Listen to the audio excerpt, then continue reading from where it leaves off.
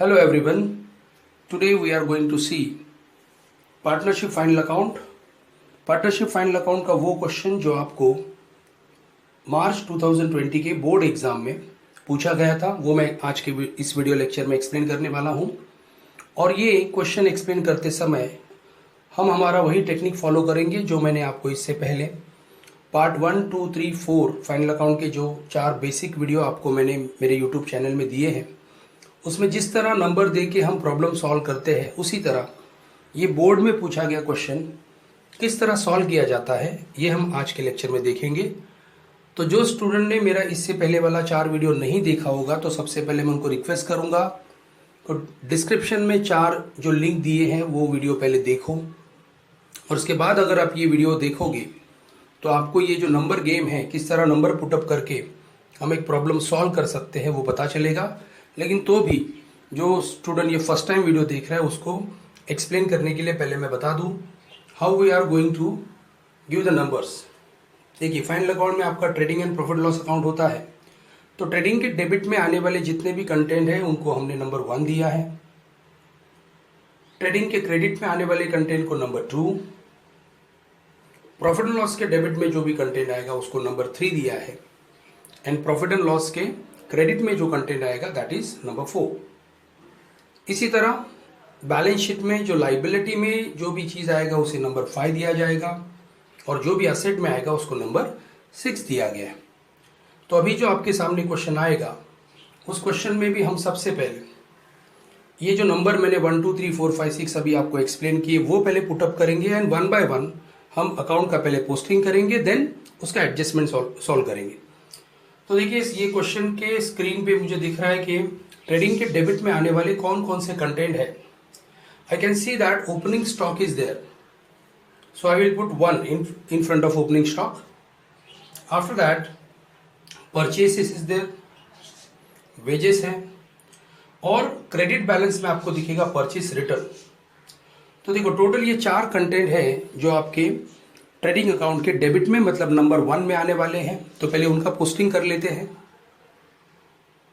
Trading account, देखिए trading account के debit में सबसे पहले मैंने बताया था आपको हमेशा ओपनिंग स्टॉक पहले लिखना है, और परचेस, ये 2 का सीरियल पहले मेंटेन करना है। उसके बाद आप जो भी आगे का कंटेंट है वो आप सीरियल उसका अगर मेंटेन भी नहीं करते तो चलता है, लेकिन ओपनिंग स्टॉक हमेशा पहले लिखना होता है।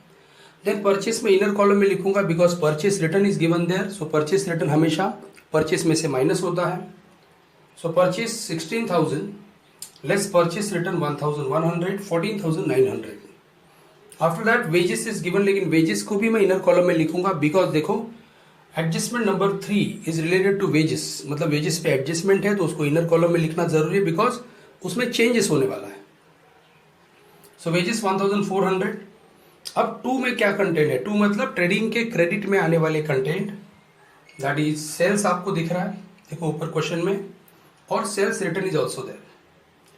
तो चलो पहले सेल्स लिख लेते हैं, और सेल्स रिटर्न उसमें से माइनस करते हैं, so that the outer amount will be 22,700। इस तरह देखो 1, 2 का पोस्टिंग मेरा खत्म हो गया। बट अभी हम इसी तरह पहले पोस्टिंग खत्म करेंगे, तो मैं अभी वो कंटेंट देख रहा हूं जो नंबर 3 मतलब प्रॉफिट एंड लॉस के डेबिट में आने वाले कंटेंट क्या क्या है।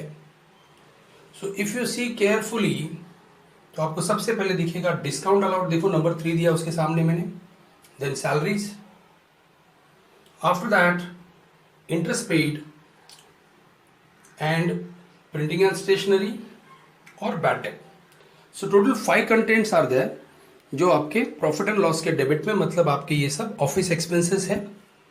तो उसके लिए पहले प्रॉफिट लॉस अकाउंट बनाते हैं, एंड 1 बाय 1 ये पोस्टिंग कर लेते हैं। देखो अगेन इसमें भी जिस पे एडजस्टमेंट है उसे हम इनर कॉलम में लिखेंगे, जिस पे एडजस्टमेंट नहीं है वो सीधा आउटर कॉलम में लिखेंगे। तो डिस्काउंट अलाउड पे एडजस्टमेंट नहीं है, सीधा आउटर कॉलम में जाएगा discount allowed. Then there is adjustment number 2 is related to salaries, तो सैलरीज को मैं इनर कॉलम में लिख रहा हूं। Then interest paid outer column, printing and stationery outer column, but one adjustment is that is related to bad debt, so bad debt I will write inner column. So इस तरह मेरा 3 का content खत्म हो गया। Now moving to 4 में देखो एक ही कंटेंट है, that is discount received, तो वो हमें प्रॉफिट लॉस के क्रेडिट में लिखेंगे 750। इन this way 1 2 3 4 is over. Now 5 में क्या है, 5 का मतलब आपका सब लाइबिलिटीज। तो लाइबिलिटी में सबसे पहले देखो दोनों पार्टनर का कैपिटल अकाउंट दिख रहा है जिसको मैं 5 नंबर दे रहा हूं।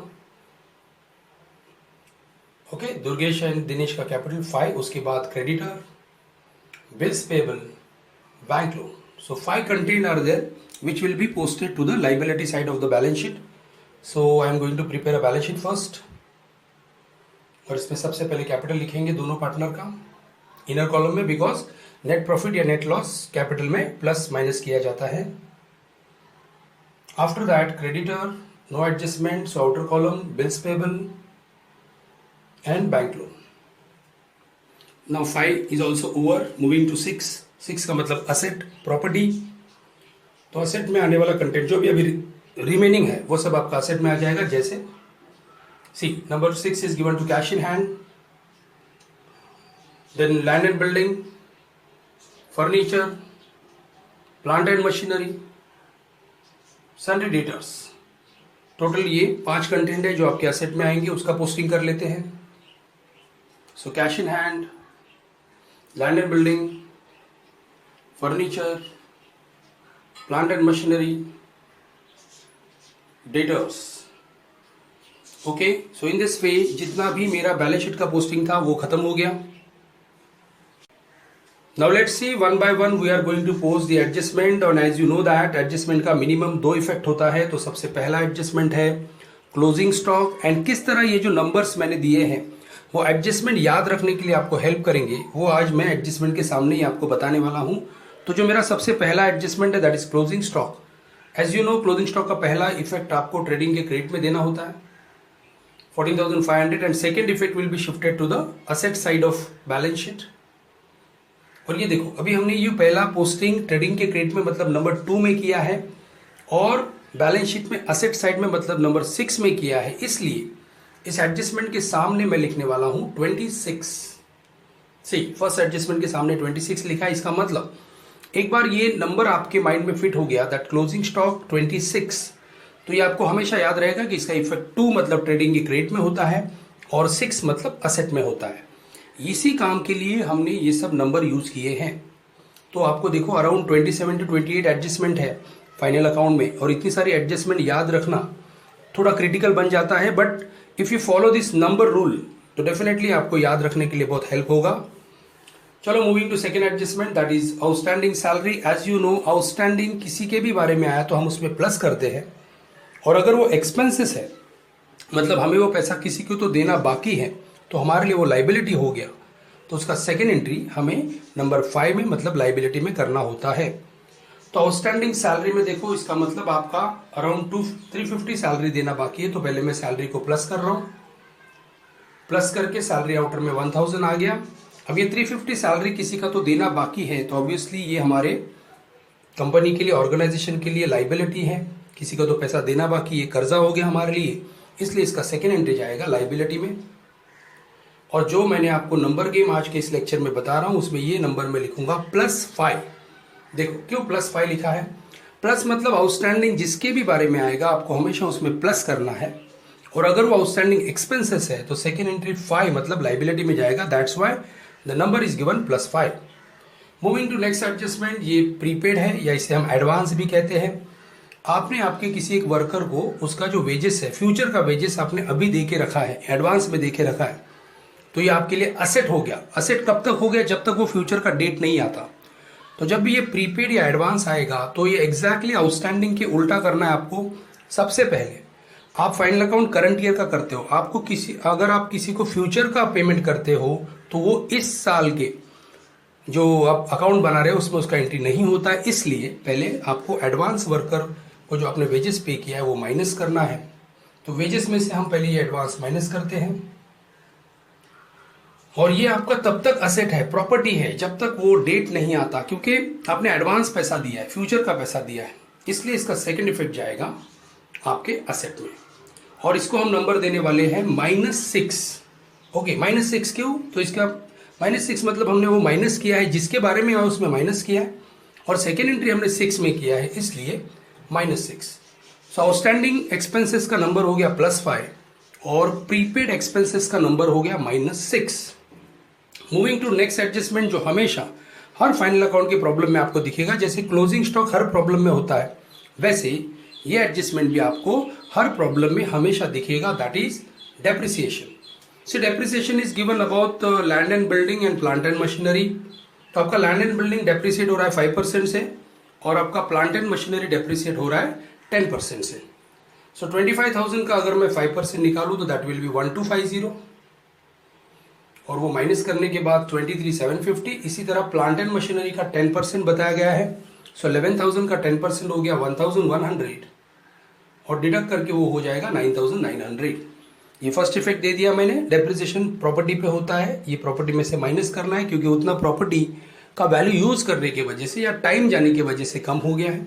अब सेकेंड एंट्री हम इसका नंबर 3 में करेंगे। तो P&L के डेबिट में टू डेप्रिसिएशन 2350, कैसे देखो 2350 दोनों को ऐड किया मैंने, 1250 प्लस 1100। सो इस तरह ये जो मेरा फोर्थ एडजस्टमेंट हुआ है, अगर इसको मुझे नंबर देना है तो मैंने क्या एक्शन किया वही मैं नंबर दूंगा। असेट में से मैंने माइनस किया है तो -6, और सेकेंड एंट्री मैंने 3 नंबर में P&L के डेबिट में किया है तो इसका नंबर हो जाएगा -63। And moving to last adjustment, that is write off bad debt rupees, further bad debt 500। C further bad debt मतलब आपको ये डाउट है कि आपका जो डेटर है 12,500, उसमें से 500 रुपीज में भी ये ऑर्गेनाइजेशन का रिकवर नहीं होने वाला, तो बैड डेट हो गया। तो पहले तो हम ये फर्दर बैड डेट या न्यू आरडीडी जब भी आता है आपको हमेशा डेटर में से माइनस करना होता है, क्योंकि आपका जो डेटर, आपने लोगों को जो उधार पे आपका जो प्रोडक्ट बेचा है उसमें से कुछ लोग आपको पैसा नहीं देंगे, ऐसा आपको डाउट है, बैड डेट हो गया, वो पैसा रिकवर नहीं होगा, इसलिए हम पहले इसे डेटर में से माइनस करते हैं 500, outer column 12,000। And again already इस फर्म का बैड डेट है, देखो मतलब ऑलरेडी इस फर्म का 325 डूब चुका है, मतलब कुछ लोगों को उधार पे गुड्स बेचे थे बट उन्होंने पैसा नहीं दिया है, एंड अगेन 500 उनको और 500 इनका लॉस हो सकता है, नहीं रिकवर हो सकता है, वो डाउट है।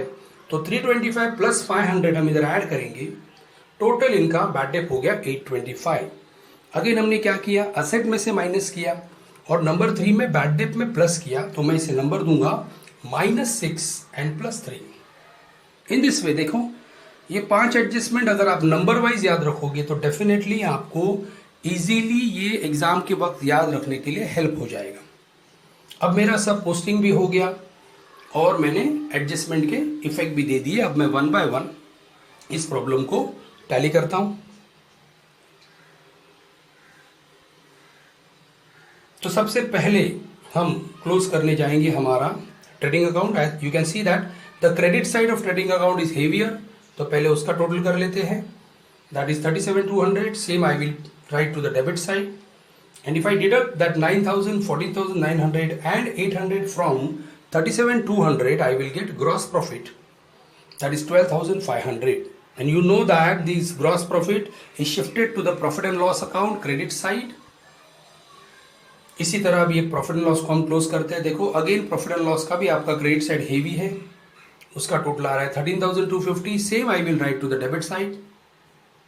Now again I will deduct this 450, 1,000, 425, 600, 825 and 2350 from 13,250, then I will get 7,600। ये आ गया नेट प्रॉफिट। अब ये नेट प्रॉफिट दुर्गेश और दिनेश को, क्योंकि उनका इक्वल पार्टनर है तो दोनों को इक्वल ही दिया जाएगा।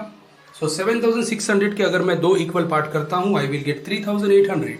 सो 3,800 given to Durgesh and 3,800 given to Dinesh, तो इनका कैपिटल बन जाएगा देखो 21,300 सेम, और दिनेश का भी 21,300। So in this way everything is completed. My liability side is also over. Posting हो गया, इसका टोटल कर लेता हूं। So if I add all this amount 21,300, 21,300, 14,500, 3,500, 10,000 and 350, I will get total 70,950। और इसी तरह अगर मैं असेट का टोटल कर लूं तो यू कैन सी दैट 750, 900, 500, 600, 200, तो 950 आ रहा है। और बाकी सब फिगर अब उसमें मैं ऐड करूं, अगर आप कैलसी से भी चेक करके देखते हो तो ये टोटल भी आपको मिल जाएगा 70,950। सो इन दिस वे देखो बोर्ड का, ये बोर्ड मार्च 2020 में आपके महाराष्ट्र स्टेट बोर्ड में पूछा गया क्वेश्चन है और ये क्वेश्चन मैंने आपको एक नंबर गेम से एक्सप्लेन किया है। इसी तरह मेरे फाइनल अकाउंट के आने वाले जो आपके टेक्स्ट बुक की प्रॉब्लम है वो भी मैं इसी तरह नंबर पुटअप करके एक्सप्लेन करने वाला हूँ। तो वह अभी भी आपने अगर मेरा चैनल सब्सक्राइब नहीं किया है उसे सब्सक्राइब करो, it will definitely help you. और ये वीडियो जो गरीब स्टूडेंट है, जो क्लासेस नहीं जा सकते, फीस जो जिनके लिए फ़ीस अफोर्डेबल नहीं है, उन बच्चों को ये वीडियो शेयर करो सो दैट वो घर पे बैठ के ये वीडियो देख के अपना पढ़ाई कर सकेंगे। Thank you and all the best.